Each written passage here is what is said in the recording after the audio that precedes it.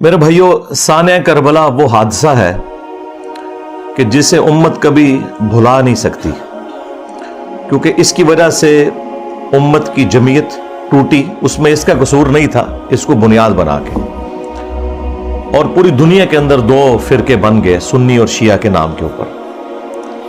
ہمارے نزدیک تو دونوں مسلمان ہیں اپنی غلطیوں کے باوجود۔ انیشلی یہ اختلاف ایک سیاسی اختلاف تھا، پولیٹیکل اختلاف تھا، عقیدے کا کوئی اختلاف نہیں تھا، لیکن وقت کے ساتھ ساتھ یہ اختلاف اس لیول پر بڑھ گیا کہ آج عقیدوں کی شکل اختیار کر لی ہے۔ اور اس ایکسٹریم رویے کی پیش گوئی اللہ کے محبوب صلی اللہ علیہ وآلہ وسلم نے پہلے ہی فرما دی تھی۔ چنانچہ اہل سنت اور اہل تشیع دونوں کے ہاں یہ حدیث موجود ہے۔ اہل سنت کے ہاں فضائل صحابہ احمد بن حنبل کی کتاب میں یہ حدیث موجود ہے، مشکات شریف میں بھی ہے مسند احمد کے حوالے سے، جو مرفوع روایت ہے۔ اس کی صحت کے اوپر کلام ہے، لیکن وہ متن کے اعتبار سے روایت بالکل درست ہے۔ البتہ جو فضائل صحابہ احمد بن حنبل کی کتاب میں روایت ہے مولا علی علیہ السلام سے خود، اور وہ غیبی خبر پر محمول ہے، تو یقیناً رسول اللہ صلی اللہ علیہ وآلہ وسلم کے بتانے پر انہیں یہ بات معلوم چلی۔ اور سیم روایت نہج البلاغہ اہل تشیع کے ہاں جو مولا علی علیہ السلام کے خطبات ہیں ان میں بھی موجود ہے کہ سیدنا علی نے کہا کہ میری وجہ سے، یعنی مجھے بنیاد بنا کر، دو فرقے گمراہ ہو جائیں گے اور دو جہنم میں چلے جائیں گے۔ یہ دونوں الفاظ موجود ہیں۔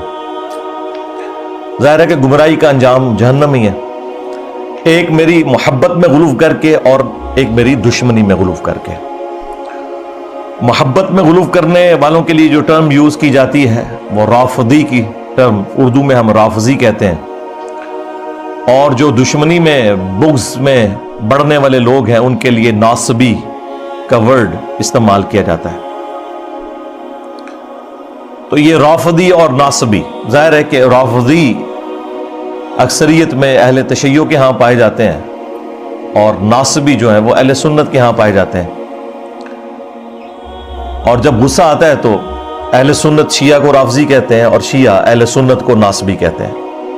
حالانکہ یہ دونوں جو گروہ ہیں ایک پولیٹیکل اختلاف کی بنیاد پہ الگ ہوئے، اور پھر اس میں جو ایکسٹریم لوگ تھے انہوں نے اس قسم کا ہنگامہ کھڑا کیا کہ اس بڑے لیول پہ وہ ہنگامہ چلا گیا کہ آج گمراہی اپنے عروج کے اوپر ہے۔ اگر اہل تشیع کے ہاں ایسے رافضی موجود ہیں جو علی اللہ کہتے ہیں، نعوذ باللہ، ہمارے سب کانٹیننٹ میں تو بہت کم لوگ ہیں، زیادہ تر یہ شام کے اندر نصیریہ فرقہ پایا جاتا ہے اور شیعہ خود انہیں کافر سمجھتے ہیں۔ تو اہل سنت کے ہاں بھی ناسبیت اس لیول کے اوپر گھسی کہ اہل سنت کے پلیٹ فارم سے یزید کے حق میں نعرہ بازی شروع ہو گئی، اسے جنت کی بشارتیں دینا شروع کر دیں، اور بڑے بڑے ذمہ دار علماء نے یہ حرکت کی، اور سیدنا علی کے مقابلے پر حضرت امیر معاویہ رضی اللہ تعالیٰ عنہ کو بڑھا چڑھا کر پیش کیا گیا۔ بہرحال یہ تاریخ میں ہمیشہ ہوتا رہا، اہل سنت شیعہ کو رافضی کہتے رہے، شیعہ اہل سنت کو ناصبی کہتے رہے، حالانکہ دونوں میں اکثریت ان لوگوں کی موجود تھی جو ماڈریٹ تھے، اختلاف رائے رکھتے تھے لیکن ایک دوسرے کو مسلمان ہی سمجھتے تھے۔ شیعہ کافر کے نعرے ٹوائلٹس کے اندر لکھے گئے اور باقاعدہ ایک مہم چلائی گئی، اور اس وقت جو بھی ماڈریٹ علماء بولتے تھے انہیں قتل کر دیا جاتا تھا، اہل سنت میں سے بھی اور اہل تشیع کے اندر سے بھی۔ اور یہ پوری تاریخ اسلام، بنو امیہ کی، بنو عباس کی، ایون سلطنت عثمانیہ کی بھری پڑی ہے اس قسم کے قتل و غارت سے، اور یہ ایک اسلام کے اوپر بڑا مشکل وقت رہا ہے تھرو آؤٹ۔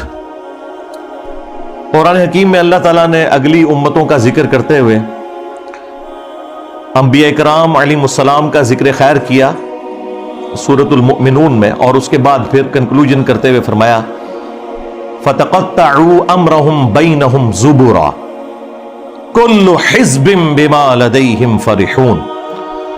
انبیاء کے جانے کے بعد ان کے جو جانشین ہوئے آنے والے لوگ، انہوں نے دین کو ٹکڑے ٹکڑے کر دیا اور آپس میں گروہوں میں بٹ گئے.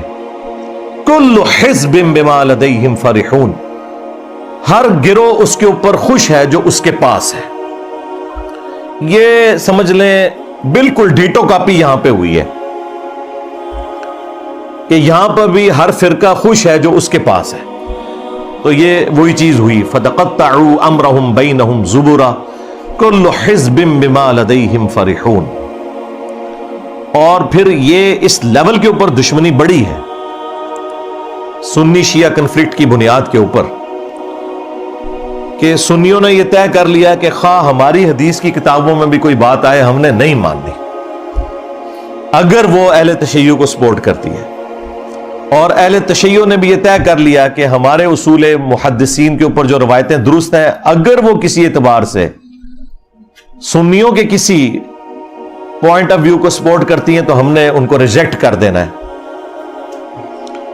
اور اس کے حوالے سے ہنگامہ کھڑا کر دینا ہے.